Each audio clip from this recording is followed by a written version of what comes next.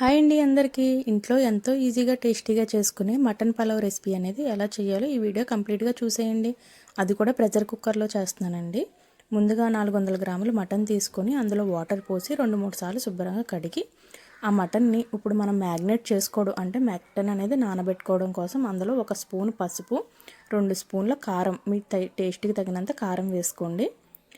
తర్వాత అందులో ఇంట్లో తయారు చేసుకున్న హోమ్మేడ్ బిర్యానీ మసాలా అనేది యాడ్ చేశాను. తర్వాత అందులో 1/2 టేబుల్ స్పూన్ గరం మసాలా అనేది యాడ్ చేసుకోవాలండి. 2 టేబుల్ స్పూన్స్ పెరుగు అనేది యాడ్ చేసుకోవాలి. పెరుగు అనేది మనం మటన్ ముక్క అనేది జ్యూసీగా టెండర్గా రావడం కోసం అనేది యాడ్ చేస్తాము. తర్వాత అందులో 1/2 చెక్క అంటే అరచెక్క నిమ్మరసం అనేది పిండుకోవాలండి. అప్పుడు మటన్ అనేది ఇంకా టేస్ట్ అనేది ఎన్హాన్స్ అవుతుంది. ఫైనల్గా 1 స్పూన్ అనేది ఉప్పు వేసుకొని అవన్నీ మటన్కి ఆ స్పైసెస్ అన్నీ మటన్కి బాగా పట్టే విధంగా నేను చూపించే విధంగా మంచిగా కలుపుకోవాలి. ఇలా కలుపుకొని ఒక బౌల్లో పెట్టి మూత పెట్టి అది ఫ్రిడ్జ్లో ఒక 1 or 2 అవర్స్ అనేది మ్యాగ్నేట్ అవనివ్వండి, అంటే నాననివ్వండి. అలా ఫ్రిడ్జ్లో మ్యాగ్నేట్ అయితే మటన్ అనేది జ్యూసీగా టెండర్గా వస్తుంది. ఇప్పుడు 2 ఉల్లిపాయలు తీసుకొని అది నేను చూపించే విధంగా ఇలాగ పొడుగ్గా కట్ చేసుకోవాలండి. తర్వాత గ్యాస్ మీద ప్యాన్ పెట్టి అందులో 1 స్పూన్ ఆయిల్, అలాగే 2 స్పూన్ల గీ అంటే నెయ్యి అనేది యాడ్ చేసుకొని ఆయిల్ నెయ్యి బాగా కలిసి హీట్ అయిన తర్వాత నేను చూపించే విధంగా హోల్ బిర్యానీ మసాలాలు అనేవి యాడ్ చేసుకోవాలండి. ఈ మసాలాలన్నీ ఆయిల్లో యాడ్ చేసుకొని తర్వాత అవి వేగిన తర్వాత అందులో ఉల్లిపాయలు, ముందుగా మనం కట్ చేసి పెట్టుకున్న ఉల్లిపాయలు అనేది వేసి అవి వేగేటప్పుడు 1/2 టీ స్పూన్ సాల్ట్ అనేది కూడా యాడ్ చేసుకుంటే ఉల్లిపాయ అనేది బాగా మగ్గి వేగుతుందండి. ఇలా గోల్డెన్ బ్రౌన్ కలర్ వచ్చే వరకు వేపి ఇందులో అల్లం వెల్లుల్లి పేస్ట్ అనేది వేసి మంచిగా పచ్చివాసన పోయే విధంగా ఇలా వేపుకోవాలి.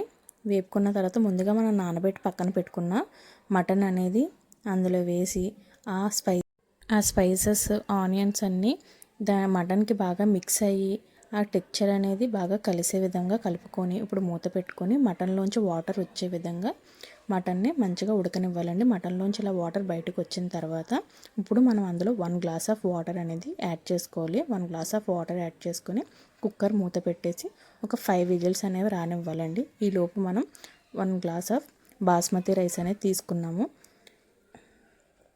అందులో వాటర్ పోసి 2-3 సార్లు శుభ్రంగా కడిగి పక్కన పెట్టుకోవాలి.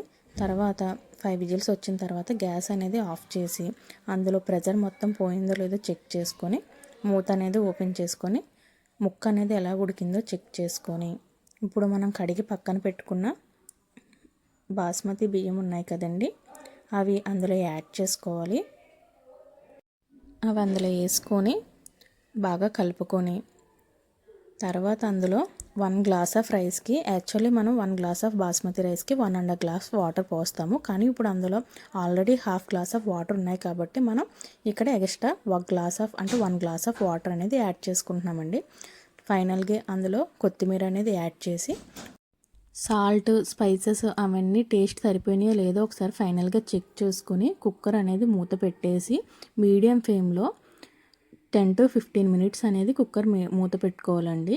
అప్పుడు మనకి 1 లేదా 2 విజిల్స్ అనేవి వస్తాయి. తర్వాత మనం గ్యాస్ అనేది ఆఫ్ చేసుకున్న తర్వాత ప్రెషర్ పోయిన తర్వాత మాత్రమే మనం కుక్కర్ ఓపెన్ చేసుకోవాలి. అలా ఓపెన్ చేసుకుంటే మనకి ఎంతో టేస్టీ అయిన డెలిషియస్ మటన్ పలావ్ అనేది రెడీ అయిపోతుందండి. చూసారా ఎంత బాగుందో మటన్ పలావ్ అనేది. నిజంగా టేస్ట్ అయితే నెక్స్ట్ లెవెల్ అండి.